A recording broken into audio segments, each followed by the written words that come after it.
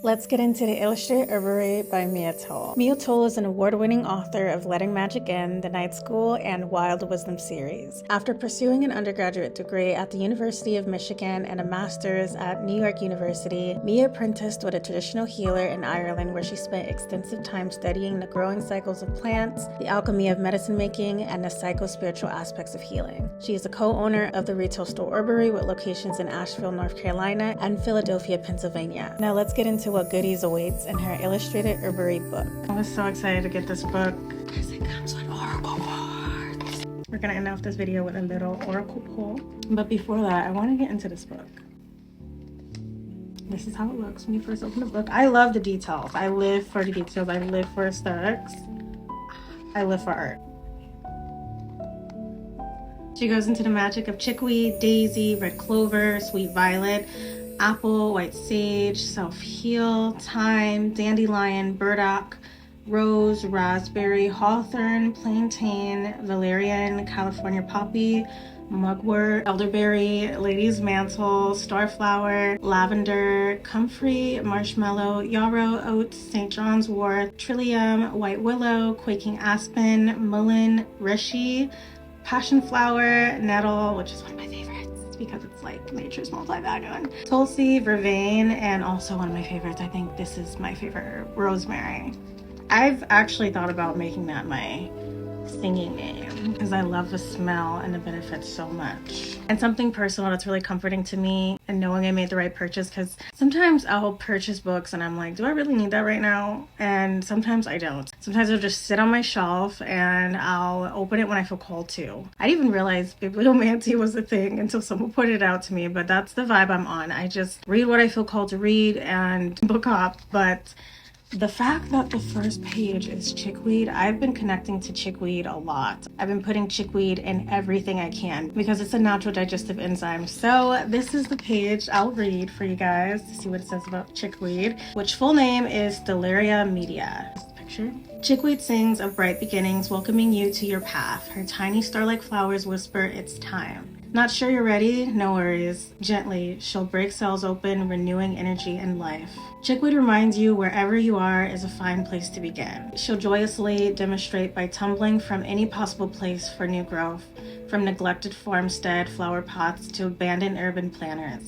She chips away at old ideas on a foundational level, opening your internal windows to let in fresh thoughts, slugging off what no longer serves. What's keeping you from making the changes you crave? Perhaps you've been hauling around slowly accredited insecurities or anger, quick sliver flame. See who you are without those burdens, she suggests, smiling as she guides you to begin. Oh my God. And then it comes with a cute ritual and reflection to do for each of the herbs. So I'm gonna read that too. For the ritual, it says, notice the micro world. Like many tiny creatures, chickweed is easily overlooked. Yes. In honor of chickweed, spend time noticing the micro world. I love this. I always try to do this. It can really turn life into art. Sometimes it's the smallest things that make the biggest impact. Broaden your field of attention to include the tiny cold-tooth dawns. I'm sure that's a part of a chickweed. Pushing up in early spring and a flecks of mica decorating the face of a boulder. Notice the mirrored spots of a butterfly's wings.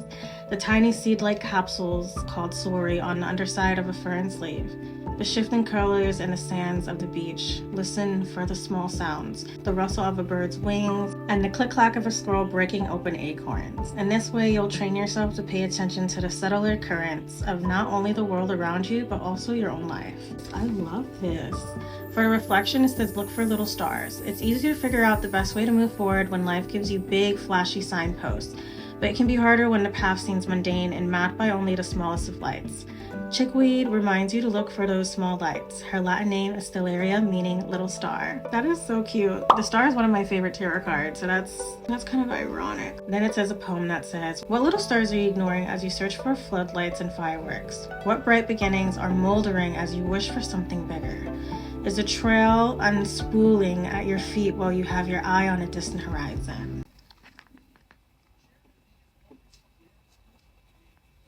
And yeah, there's so much more cute reflections, great deep reflections and rituals that you can do. Let's pull a card and then we'll see what you need to hear. I'm going to pull 3 cards. You pick which card you want.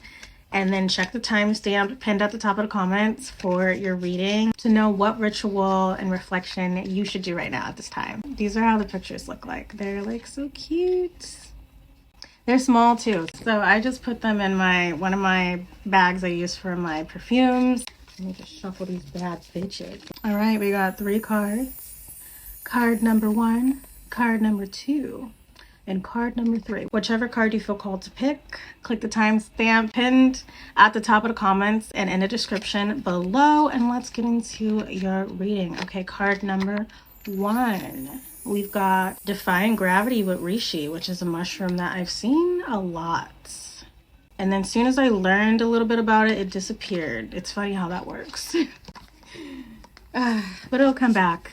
It'll cycle back. Nature is abundance. This is the artistry for Reishi. Hopefully I'm pronouncing this right. If I'm not, then it'd be like that sometime. It says Defying Gravity Reishi. Reishi mushroom is the Yoda of the plant world, helping you assimilate life's experiences and turn them into wisdom. The Taoists teach that Reishi can show you where your power lies, which some might call your destiny. Reishi is not some soft, clingy mushroom, but instead a strong, structured, gravity-defying shelf. She asks no less from you. How can you defy anything keeping you from finding meaning, purpose, and health? Like all the best teachers, Reishi points to the path and lets you walk in it, taking your lumps and bumps along the way. She doesn't want you to rely on her strength. She wants you to find your own. But if you're willing to do the work, Reishi will help you transform from the inside out. Not me contemplating getting me some reishi. I don't even eat mushrooms. But you can always take them in tablets and tea for those of you who are like me that don't like mushrooms, but you want the benefits. And I'm just going to read the ritual for this one, which is Write and Burn. To find your path and step into your own power, you need to release whatever is no longer serving your highest good. If your home or workspace is full of stuff, call on reishi energy and move along what you no longer need. Clutter, whether material or emotional, blocks you from stepping into your true work. If stale thoughts or ways of being need to be released, try this.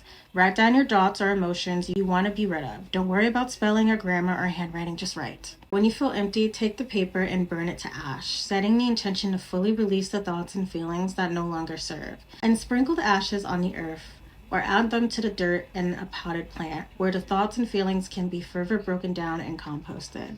I like that. If you guys want to look into the reflection, if you're resonating with this, definitely get the book to get into the reflection part of Reishi. It's good stuff. I'm going to link the book in my Amazon storefront down below. Use that link and support a sis. You know, let me get a little bit of commission. Oh, girly pop's got to eat too. Now we're going to pull the second card. Got Red Clover. The light is like covering it. This is the illustration for Red Clover. I think I'm going to share the reflection, and then if you resonate with the reflection, click that link to get into the rituals that it suggests, because they definitely will resonate with you even more. For Red Clover, it says center and ground. This commonly cultivated forage crop feeds horses, cows, sheep, goats, and just about anything else humans keep at pasture. She plants your feet on the ground, 2 or 4, it doesn't matter to her.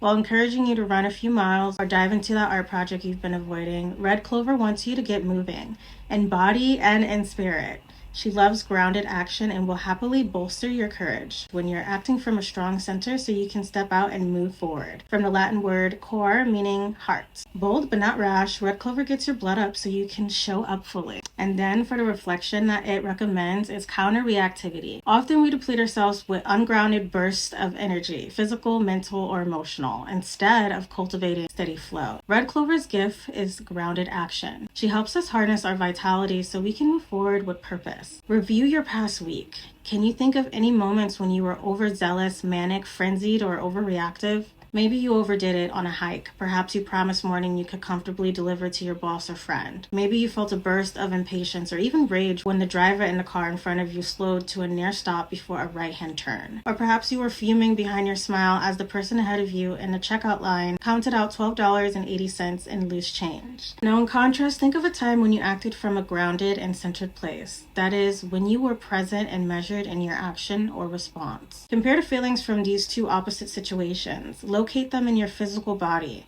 How does it feel within you when you are grounded, centered, and purposeful? Look for patterns and then make a plan to keep yourself centered. Having a plan offers you an option other than reactivity. This is so important because I am tired of dealing with people that don't know how to deal with their emotions and want to attack me because they're triggered. To add on to this, because I've been specifically focusing on grounding myself, something that I do to help ground me every day is earthing, grounding, just walking around in my backyard barefoot or putting my feet on the grass for like over 20 minutes and just sun gazing or going on my morning walk. Sometimes I'll lay my whole body out on the grass. I want those electrons to get all up in me. I will be literally laying in the grass, no blanket, just laying in the grass, and it feels so comforting. And I feel like foraging and drinking tea grounds me because I'm connecting myself to the earth, grounding me more to the earth. I'm literally drinking parts of the earth every day and I can feel it. I can feel it inside me. Not trying to sound hippie, but seriously, like, it just makes me more zen. Makes me more at peace. I feel like I'm one with the universe. We are, as women, one with the universe. We're meant to flow, not always be on go. All right, let's get into card number 3, which is Lady's Mantle, signifying fortitude. This is the illustration. Lady's Mantle will be there when you're ready to wrap a blanket around your shoulders, call in her protection, and enter the dark forest. She whispers, you can make it through this lifetime. Your soul is whole, and no matter what pains or abuse the physical world throws at you, you have integrity of spirit. She's particularly wise in cases of trauma, murmuring the names of the roads that will carry you through and out of those dark woods. Lady's Mantle doesn't demand, she waits, knowing you'll find both bravery and fortitude within. She never loses faith in your strength, and with her help, neither will you. Before I get into this, I do want to say, if you really resonate with what this is saying, like this is a real pain point, I highly recommend looking into buying this herb. If it's a flower like Lady's Mantle, look into getting the flower essence. Flower essences, you take like 4 drops in your mouth every day. Speaking of, I need to do that right now. I forgot, where is it? I forgot to take mine today. I've been taking, where is it though? I have so many bottles and spray bottles and oil droppers everywhere. Right now, I'm testing out Purple Dead Nettle flower essence. Pretty much, flower essences capture the essence of a flower. And flower essences don't help physical complications, they help emotional complications. It's actually really crazy because it's like a little bit of the flower essence goes a long way. Like, the way that you make it is interesting. You can like drop it under your tongue.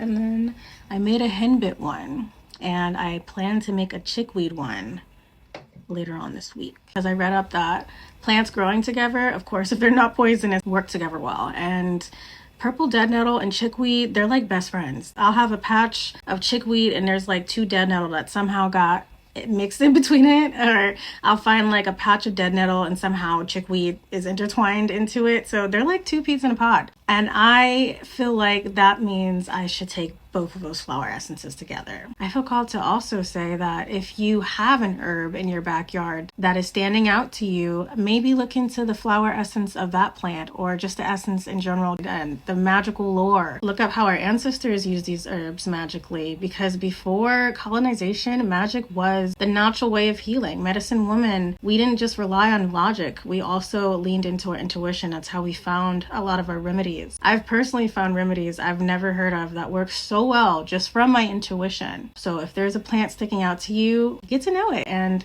look into what message that plant has for you just by simply Googling the flower essence of that plant. It may be something that you need in your life right now, especially if it's growing a lot, specifically around your house. I feel like that's Mother Earth nudging you to take this thing that your body is needing. A lot of people look over these herbs available to us, but all these, not even just magical properties, medicinal properties, they're just looked at as common weeds that can actually make a huge difference. But enough of my rant, let's get into the ritual that I got lipstick all over.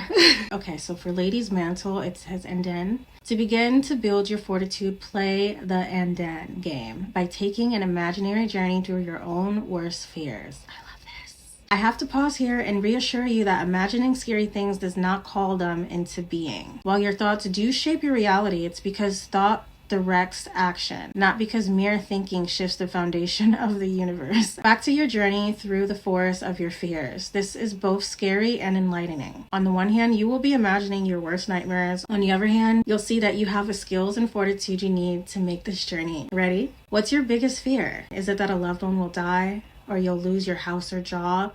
Maybe you're afraid of never finding love at all, or of your partner having an affair. Whatever this thing is, imagine it's happened.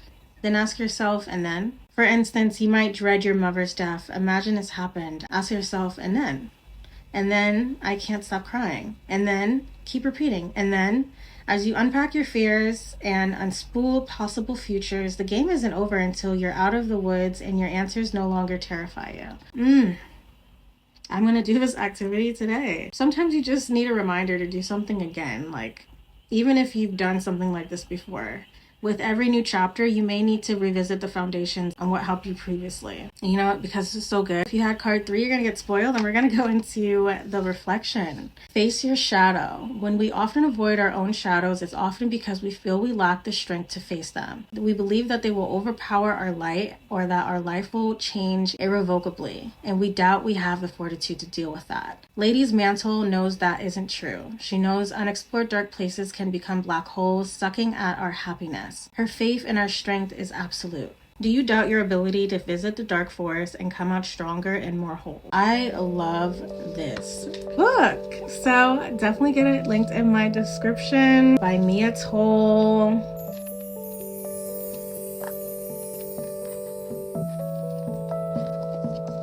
And let me know in the comments if you'd like any specific books for me to review, and I will see you in the next video.